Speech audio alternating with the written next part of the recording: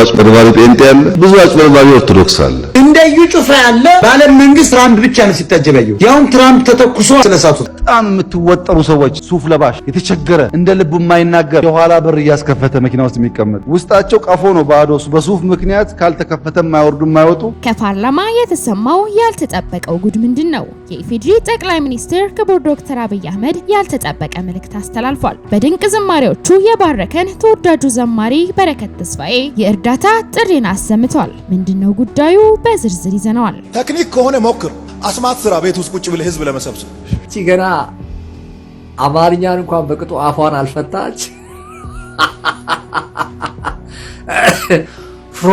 ፕሮፌት እሺ፣ አሁን እየቀለድክ ያለው በህይወት ብቻ አይደለም ማይ ብራዘር፣ እየቀለድክ ያለው በጌታችን በክርስቶስ ኢየሱስ ላይ። አራዳ ልጅ ያመልጣል፣ ማምለጫው ኢየሱስ ይባላል። ተናደድ፣ ተበሳጭ፣ ምንበል። ሰላም ጤና ይስጥልን ቤተሰቦቻችን፣ ይህ የሮማንስ ሮድ የዩቲዩብ ቻናል ነው። በቻናላችን አዳዲስና ወቅታዊ ትኩስ መረጃዎችን ይዘንላችሁ መጥተናል። እስከ መረጃው ፍጻሜ አብራችሁን ቆዩ።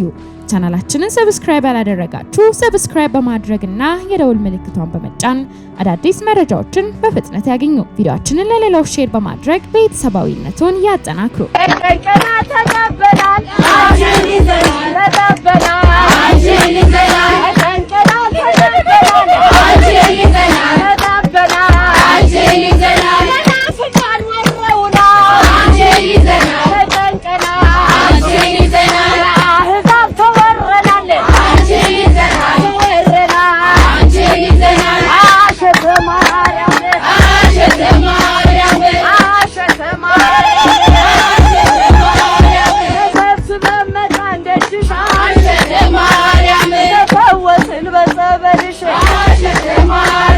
እስቲ አንዴ ጆሮአችሁን አውሱኝና እኚህን አባት የሚናገሩትን ነገር ግን አስተውላችሁታል? እስቲ ስሟቸው። እኔ እንጃ፣ እኔ ሰሞኑን በጣም ጥያቄ እየፈጠሩብኝ ነው እኚህ አባት የተናገሩት ንግግር ማለት ነው። ድምጻቸውን በጣም ዝቅ አድርጎ ስለሚናገሩ ሰው አስተውሎ አልሰማቸውም ይሁን ምን እንደሆነ አልገባኝም። በጣም ጥያቄ ግን ፈጥሮብኛል። የሚናገሩት ነገር በቤተ ክርስቲያናችን አስተምህሮ እንደ መጽሐፍ ቅዱስ የሚናገሩት ነገር ትክክል ነው? እስቲ አስተውላችሁ አዳምጡ። እስቲ እናትና ልጁ ስጋ ተዋህደዋል። እህል ውሃ በሚቀምሱበት ጊዜ ስንዴ ወይም የወይን እሸት ይመገቡ ነበር። ይመገቡ እንጂ ሰብአዊ ባህሪያቸው እንደኛ ተለውጦ ከአካላቸው የሚወጣ ነገር የለም። ለምን? ባህሪ መለኮቱ ያቃጥሎ በላበት ይጠፋ ነበር ይላል። እናትና ልጁ ስጋን ተዋህደዋል ማለት ምን ማለት ነው?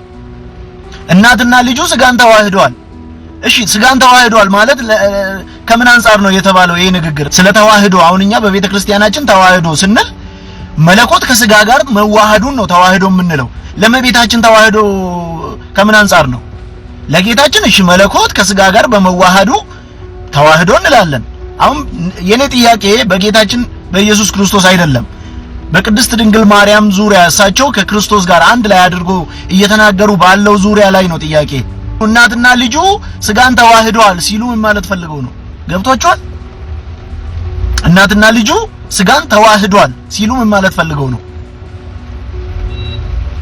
አልገባኝም። ስለነሱ ስለሁለታቸው እየተናገሩ ስለሆነ ነው።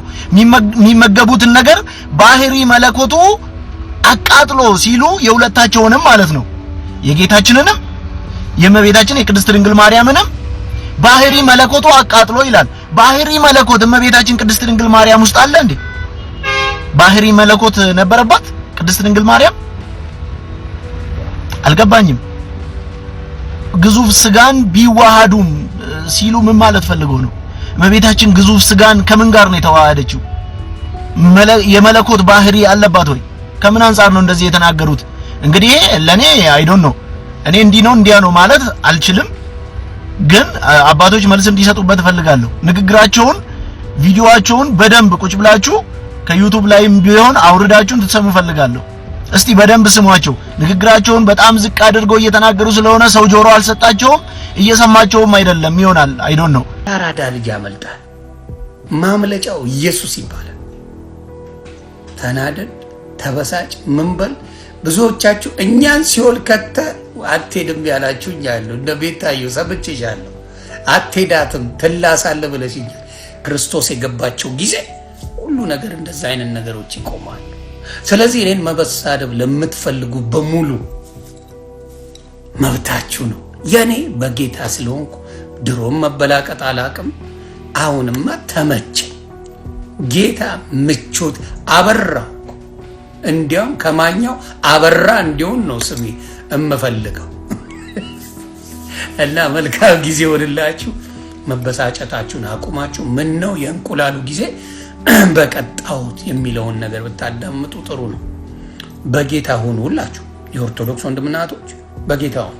በኢየሱስ ክርስቶስ ስትሆኑ የስድብ አዋዝ ምናምኑ ይጠፋል። ሰላም ላንተ ይሁን ወዳጄ። እንግዲህ ከዚህ ቀደም እንደምታደርገው ጨዋታ ላይ ምናምን ከሆነ ያለው እንግዲህ ወደዚህ የማለት ጉዳይ ላይ ከሆነ ያለው አሁን እየቀለድክ ያለው በህይወት ብቻ አይደለም ማይ ብራዘር፣ እየቀለድክ ያለው በጌታችን በክርስቶስ ኢየሱስ ላይ ነው። እና እሱን ብትረዳው ነው እና የምርም የክርስቶስ ፍቅር ትንትዬ እንኳን በጣም ትንት ልብ ላይ ቢኖር በርን ዘግተህ ስቅስቅ ብለህ ባለቀስክ ነበር። በክርስቶስ ላይ እየቀለድክ እንደሆነ ብትረዳው ነው ማለት ነው።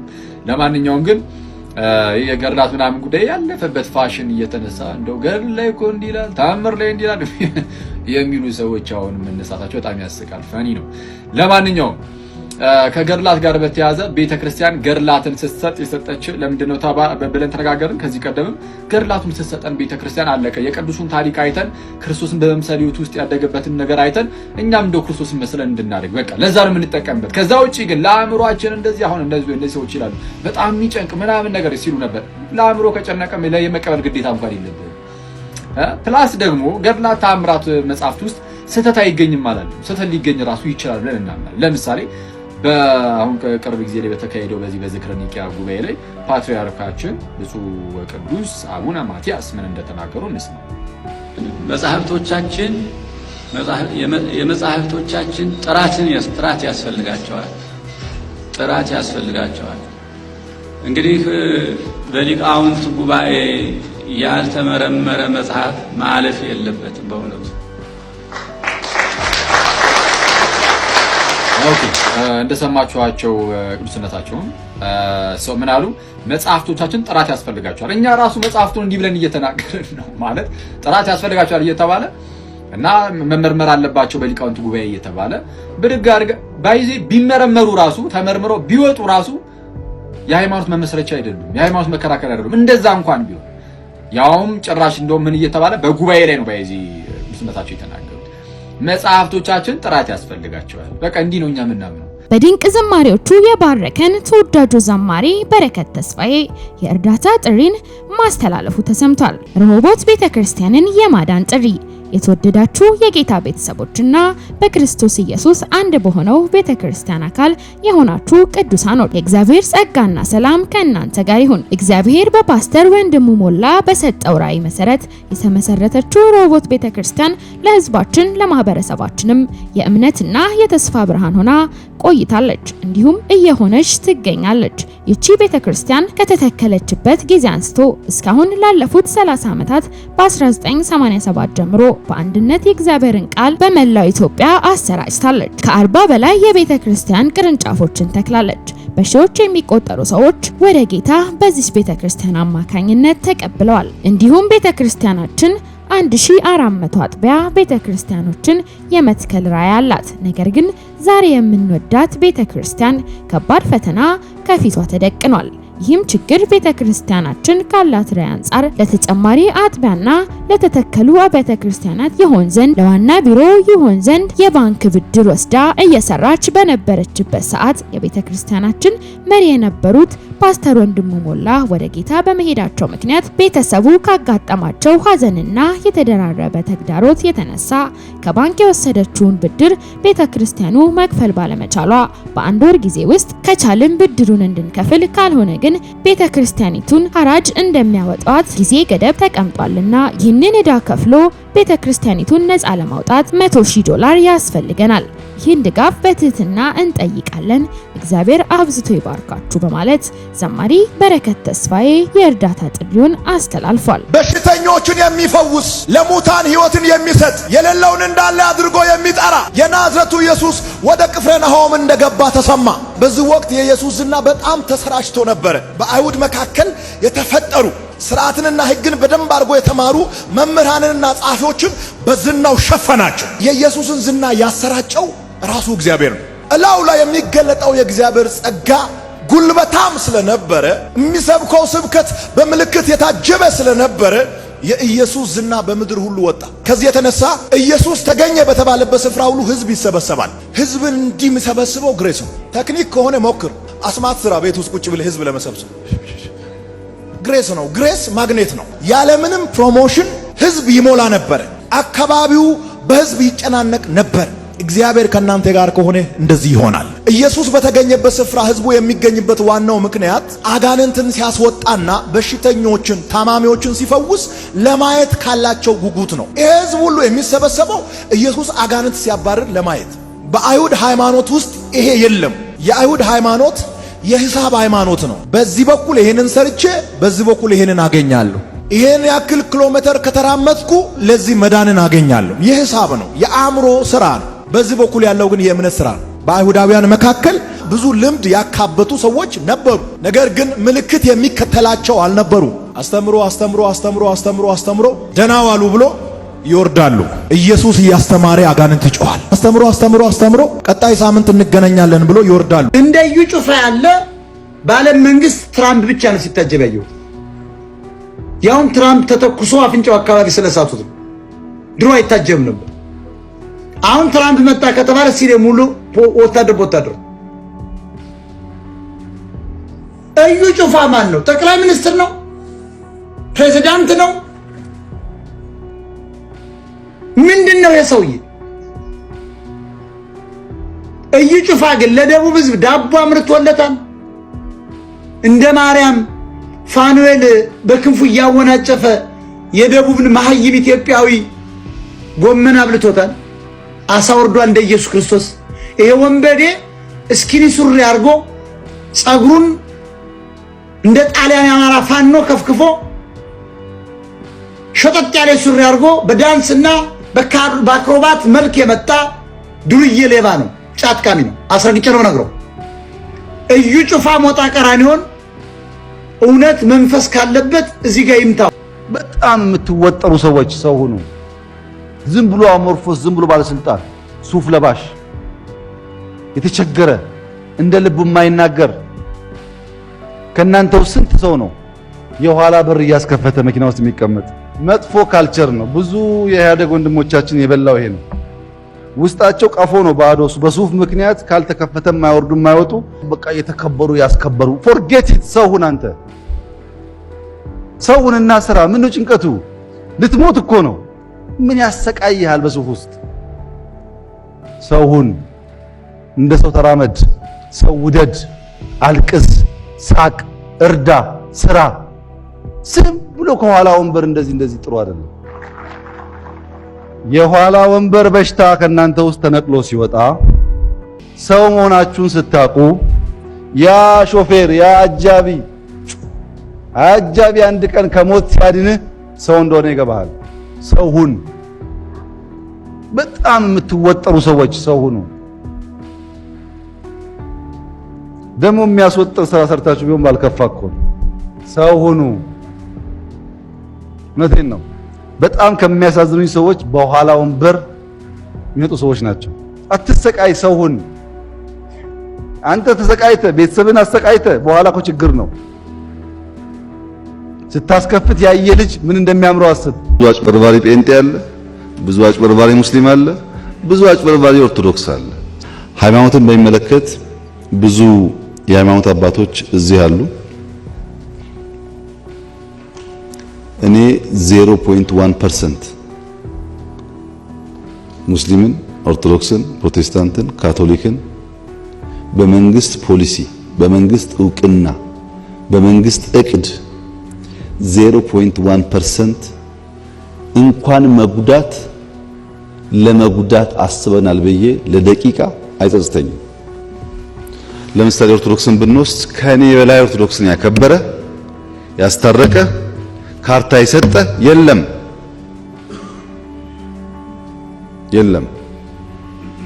የኦርቶዶክስ አባቶች ብዙ ቀርቤ ለማገዝ ሞክሬያለሁ።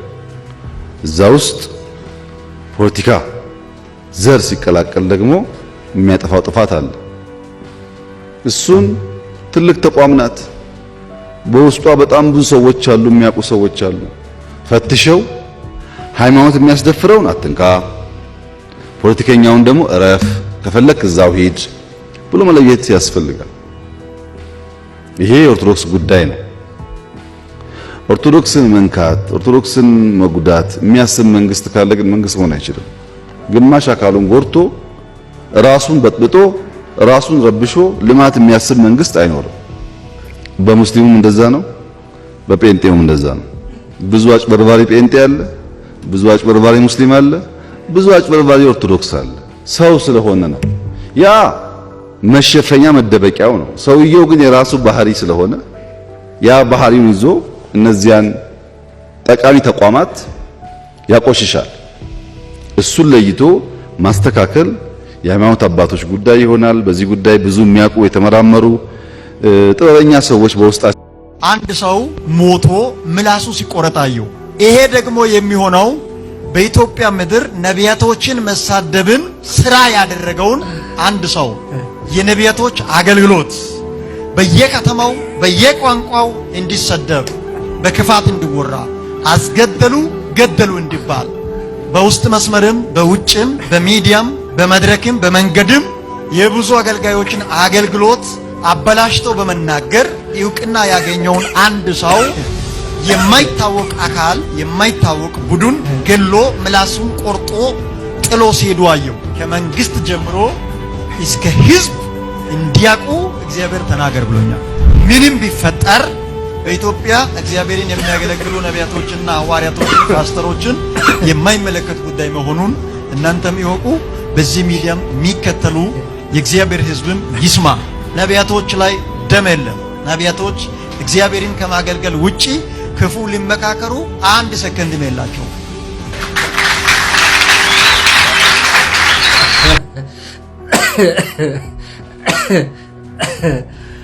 እና እቺ ደግሞ አለ አንድ ጌታ ኢየሱስ ትዝ ይላችኋል አይደል? ሄዱና ለዛች ቀበሮ እንዲበሏት አለ። እቺ ገና አማርኛን እንኳን በቅጡ አፏን አልፈታች። ፕሮፌት እሺ ፕሮፌት እና የኤፒኤን ተወካይ ነህ አንተ። የማጅራት መቺ የኤፒኤን ተቋም እነ ሾላው ነብይ ዘንድሮ መቼም የማንሰማው ማናየው ጉድ የለም አይደለ? የሾላው እኔ ማቀው የሾላ ፍሬ ነሺ የሚል ዘፈን ነበር ማቀው። እና አሁን የሾላው ነብይ የነሱ ነው ወይስ የካውንስሉ ተወካይ ነው? እነሱ ሲያሳስሩን ነበረ፣ አልተሳካም። ጎግ ማንጎግ ሰብስበው እዳ ሊከምሩብን ነበረ፣ አልተሳካም። አሁን ደግሞ እንግዲህ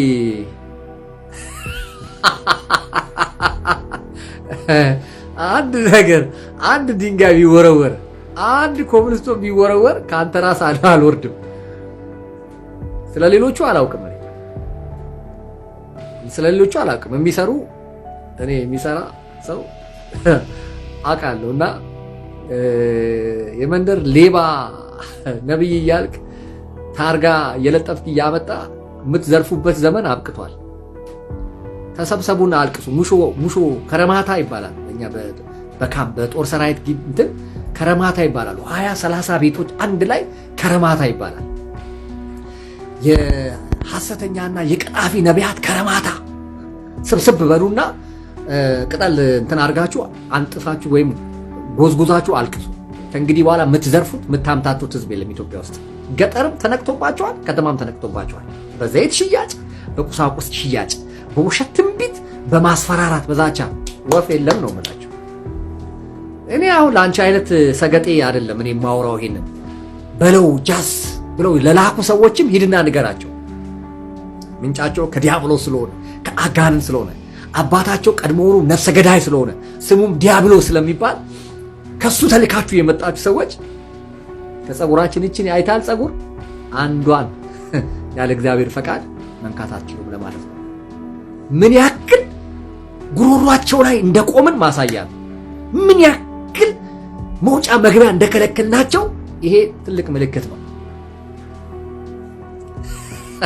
ምንሸለምነን እንጂ ምንገደል አይደለም። አው ለእናንተ ለዲያብሎስ መልእክተኞች፣ ለኤልዛቤል ወኪል፣ ስራ የማትወዱ ሞላጫ ዘራፊዎች የእንጀራ ገመዳችሁ ላይ ስለቆምን አንገታችሁ ላይ ሸምቀቆ ስለከተትን ብስጭታችሁ ወደር ላይገኝነት ይችላል። ከዛ ውጪ ግን ሰርቶ ለመለወጥ ሰርቶ ለማደግ ለሚለፋ ለሚሰራ ሰው ግን ምንሸለምነን እንጂ እኛ በድንጋይ ምንመታ ምንገደልም አይደለንም።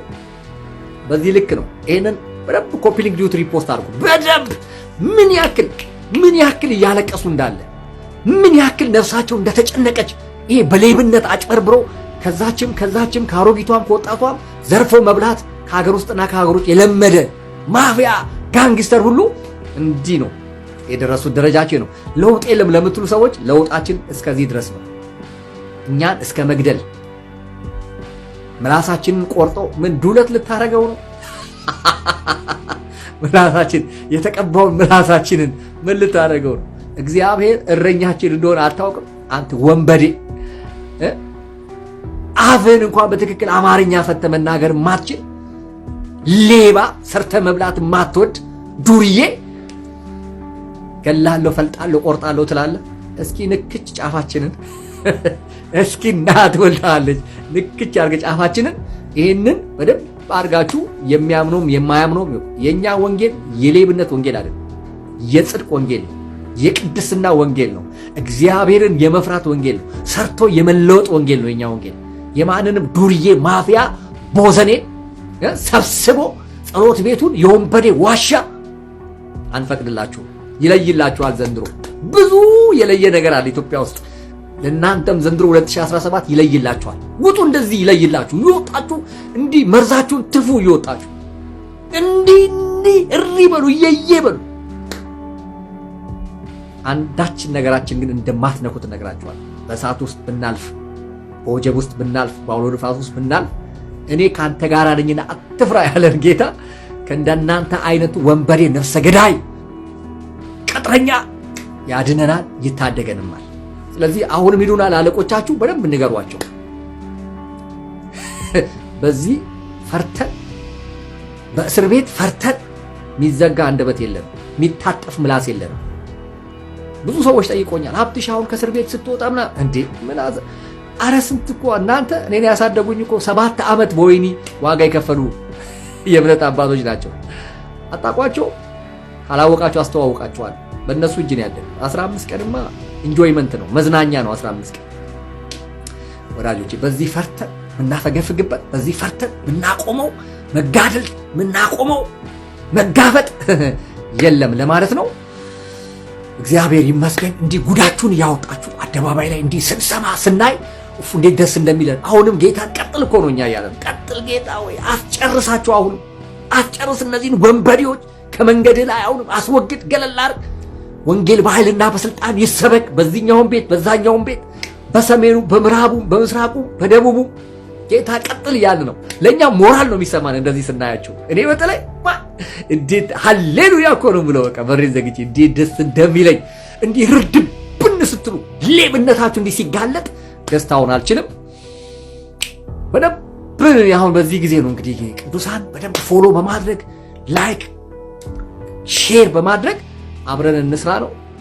አሁን እየተደረገ ያለው ምንድነው? ፕሮቴስታንቱ ወደ ክርስትና እየፈለሰ ስለሆነ እኔ ደግሞ አለው እየፈለሰ ስለሆነ ከፕሮቴስታንት ወደ ክርስትና የሚወጡ በጣም ብዙዎች አሉ እና ይህንን ነገር ማስቆም የሚችሉት አንዳንድ ፕሮቴስታንት ወንድሞች በምን መልኩ ነው? አንዳንድ ፕሮቴስታንት ወንድሞች ገድል ላይ እኮ እንዲህ የሚል አለ፣ ተአምር ላይ እኮ እንዲህ የሚል አለ።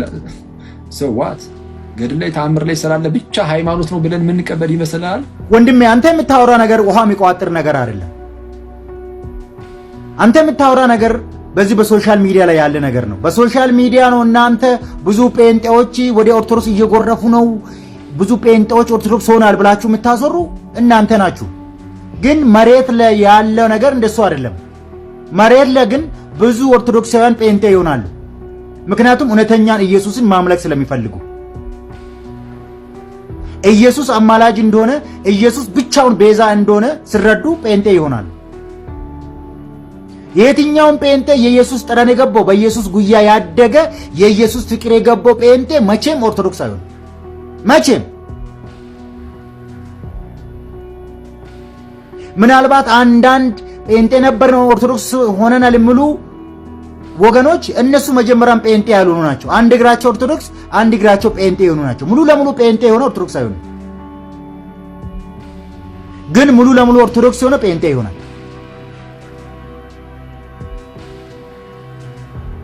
ምን ነው መሬት ላይ ያለውን እውነት ሸፋፍነ አንተ የሚዲያውን የቲክቶኩን ታወራለህ። ገድላትንና ድርሳናትን ታምራትን አንተ እኮ ነው የምታጥላለው። ግን መሬት ላይ ያለችው ኦርቶዶክስ እኮ አታጥላላም። መመሪያ ነው፣ ትምህርቷ ነው።